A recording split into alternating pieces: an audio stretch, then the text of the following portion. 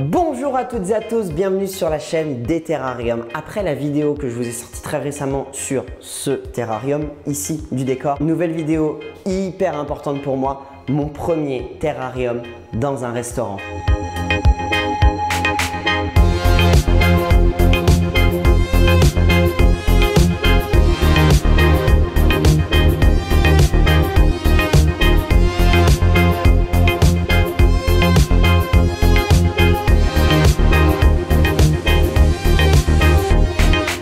J'ai eu la chance de travailler avec un restaurant qui s'appelle Aux Saveurs de Nicolas. C'est situé en Lorraine, Meurthe-et-Moselle, Bayon. C'est un terrarium vraiment exceptionnel de par ses dimensions, 1,40 m de long. Donc vraiment pour moi c'était quelque chose que je devais absolument vous filmer. J'ai eu énormément de chance. Merci beaucoup à Nicolas qui a accepté que je filme la création pour son restaurant. En plus il est maître restaurateur. C'est un restaurant de qualité. Si vous avez l'occasion de passer dans le coin, n'hésitez surtout pas à aller manger là-bas. Alors pour commencer, ce projet m'a demandé quand même pas mal de mois de préparation. Alors il a fallu que je réunisse évidemment tous les matériaux, que je fasse faire une cuve sur mesure et donc je vais vous expliquer un petit peu tout ça. Alors comme vous pouvez le voir pour ce projet, j'ai sélectionné de la série Rock, donc c'est un pack de roches pour aquarium et il a fallu donc nettoyer toutes ces roches afin de les rendre bien propres et de retirer tous les excédents de poussière. Alors je voulais vous montrer un petit peu comment je procède, c'est tout simplement à l'eau claire avec une brosse. Pour ce projet, Nicolas avait une demande, c'était d'avoir des flaques dans le terrarium. Alors on est parti sur des flaques artificielles pour éviter l'évaporation d'eau puisqu'il n'y a pas de technique avec des pompes, ce genre de choses dans le terrarium. Alors du coup, j'ai commandé sur Amazon des gamelles pour reptiles qui imitent la roche et ça m'a permis ensuite avec de la résine époxy de pouvoir simuler de l'eau, simuler donc un fluide. Alors ça marche plutôt bien je trouve et pour ce faire donc il y a une résine, un durcisseur qu'on mélange et ensuite quelques gouttes de colorant bleu pour avoir donc cet effet d'eau. Et pour le reste, on passe au jour J. Et voilà, le bac est chargé, il est immense. Ah punaise, c'est parti, on y va.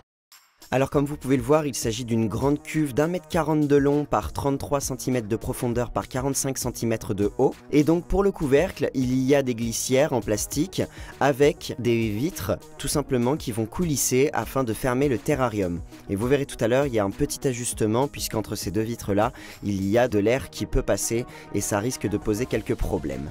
Alors on commence par la pouzzolane et là je mets une petite couche comme d'habitude de 2-3 cm un petit peu partout et vers le fond, on veut volontairement une pente pour cacher un peu le mur et puis pour donner de la profondeur. Comme vous pouvez le voir, je place donc le tulle noir comme d'habitude pour séparer la pouzzolane du reste et donc ensuite je place mon charbon actif pour purifier le terrarium et éviter la propagation de champignons, de mauvaises odeurs, etc. etc.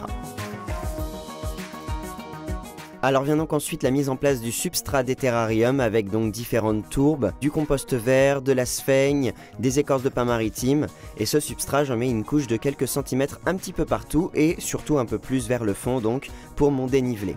Ensuite viennent 3 racines de vigne rare rouge qui vont permettre de donner un peu de texture dans le terrarium, de ramener du bois, puisque le but c'est quand même d'imiter un environnement tropical. Alors j'en place 3, on évite les chiffres pairs évidemment, et là je réfléchis à la position exacte de chaque racine. Alors j'avais déjà réfléchi au placement de ces 3 racines, comme vous pouvez le voir sur ce croquis que j'ai réalisé quand on a parlé du projet, donc avec Nicolas tout simplement. Le but c'était de pouvoir bien se projeter et avoir une idée exacte de ce qui allait être créé. Surtout que Nicolas avait déjà eu une bonne idée dans la tête de ce qu'il voulait. Et ensuite je continue la création du hardscape. Alors là c'est pareil, l'emplacement des roches avait été réfléchi en amont, mais c'est le jour J que je vais pouvoir donc définir l'emplacement définitif et remettre un petit peu de substrat autour des roches pour éviter de donner l'impression qu'elles ont été posées là comme ça et d'une façon pas du tout naturelle. Et on en vient aux flaques artificielles et là la difficulté est de rendre le tout vraiment réaliste. Alors déjà c'est pour ça qu'il me fallait des flaques d'une couleur proche des séries Rock pour que ça puisse se fondre un petit peu comme si c'était tout simplement de l'eau qui était tombée, de l'eau de pluie par exemple qui était tombée dans des roches qui sont au sol et je trouve que le résultat marche pas mal niveau couleur, ça marche bien. Et ensuite avec les mousses, avec le sable, avec le gravier, avec les plantes, je vais essayer de cacher un petit peu quand même ce côté artificiel et j'avais donc prévu de créer plusieurs flaques au cas où l'une des flaques ne marcherait pas pour X ou Y raison et j'ai bien fait tout simplement parce que je ne sais pas pour quelle raison mais le rendu de l'eau était beaucoup beaucoup trop irréaliste dans la deuxième grande flaque, ce qui m'a permis quand même d'avoir du stock à côté pour pouvoir me retourner. Et je commence le placement des plantes, et donc là il y a énormément à faire, il y a quand même une trentaine de plantes dans le terrarium. Alors on a des syngoniums roses, du syngonium vert, vert clair et vert foncé donc. Alors il y a aussi beaucoup de phytonia avec diverses formes de feuilles et diverses couleurs.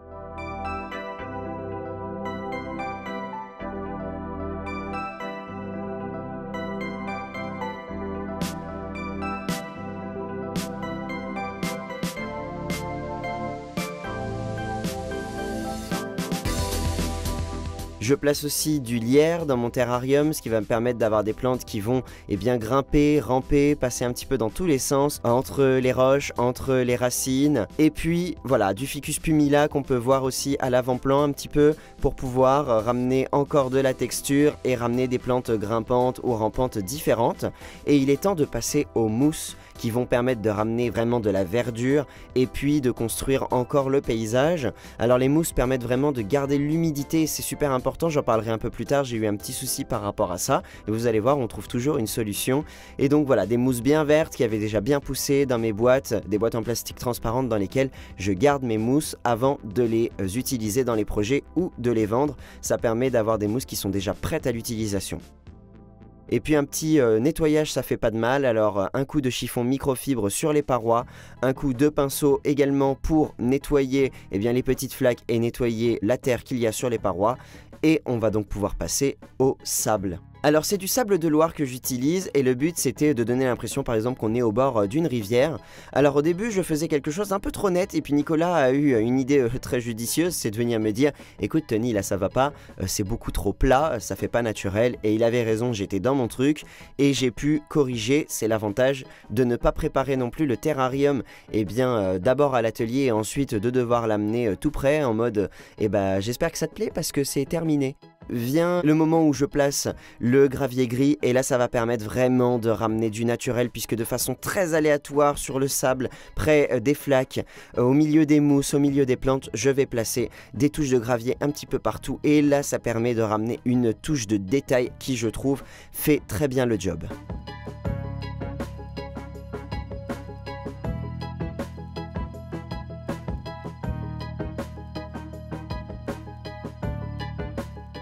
Et donc pour terminer, je vais arroser le terrarium avec de l'eau minérale. Bien entendu, les mousses sont déjà arrosées, mais je leur redonne un petit coup. J'arrose également au pied des plantes et puis j'ai un substrat qui est de toute façon déjà plutôt humide. Et je vous laisse avec des images du résultat final avant de vous parler des ajustements.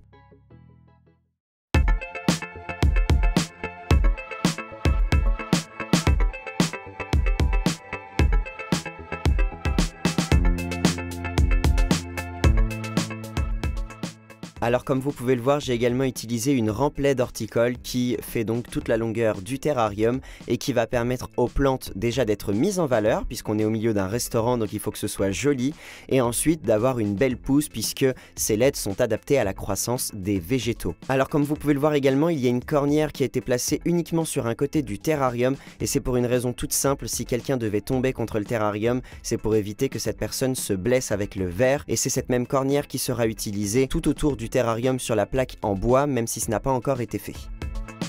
Alors j'évoquais tout à l'heure un problème qui était qu'entre les deux plaques coulissantes, les deux plaques du couvercle, il y avait un petit espacement trop important, ce qui fait que trop d'eau s'évaporait et donc il a fallu trouver une solution. Alors j'ai pensé à un joint de salle de bain, un joint de douche tout simplement, et puis pour faciliter l'ouverture éventuelle du couvercle par Nicolas, j'ai trouvé ce bouton de porte de meuble tout simplement en aluminium sous lequel j'ai mis tout simplement un adhésif spécial miroir, ce qui permet de faire coulisser la plaque.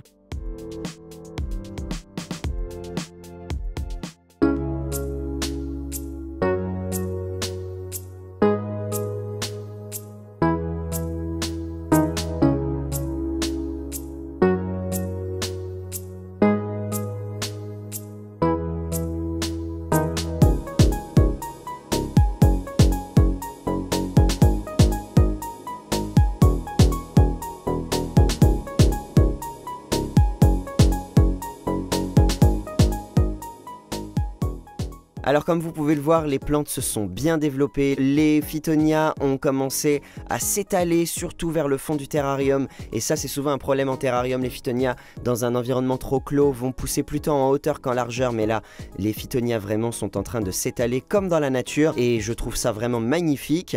Alors comme il y avait un petit espacement un peu trop important entre les deux vitres du couvercle, les mousses ont pas mal blanchi en 2 mois, ce qui fait qu'il a fallu donc les faire tremper et les réarroser, tout simplement pour celles que je ne pouvais pas retirer. Et j'ai bien fait puisque en quelques dizaines de minutes elles ont commencé à bien reverdir, elles n'étaient pas du tout mortes, il faut pas du tout attendre ce moment-là. Nicolas était vraiment indulgent, il savait très bien que je devais m'adapter et encore apprendre des petites choses sur la création d'un bac aussi grand que ça. Et maintenant je pense qu'on a trouvé la bonne solution puisque tout roule parfaitement. J'espère que le résultat vous plaît, moi en tout cas c'est vrai, j'adore, je suis super content du résultat. N'hésitez pas si vous avez la moindre demande à écrire dans les commentaires et si vous voulez un terrarium tel que celui-ci, que ce soit pour vous ou parce que vous êtes professionnel, peut-être restaurateur, peut-être hôtelier, n'hésitez pas à m'appeler, il y a le numéro évidemment sur le site internet dt-rarium.fr. Vous pouvez envoyer un message, vous pouvez envoyer un mail, vous pouvez laisser un commentaire. Et évidemment, devis sur mesure, devis gratuit. Je peux me déplacer partout en France, ça dépend juste de votre demande. Tout est faisable, l'esthétique, les dimensions, vraiment tout est personnalisable, alors n'hésitez pas. Messieurs, dames, j'espère que cette vidéo vous a plu. Si c'est le cas, et bien comme d'habitude, n'hésitez pas à laisser un petit pouce en l'air, un commentaire, partager la vidéo. Franchement, ça suffit à soutenir des terrariums énormément. Si tout le monde le faisait déjà, ce serait extraordinaire. Alors un petit commentaire, voilà, ça c'est vraiment l'idéal. En plus, je réponds normalement à tout le monde, en tout cas j'essaye. Merci beaucoup à toutes et à tous d'avoir suivi cette vidéo. On se revoit très bientôt pour une nouvelle vidéo encore plus originale. Salut!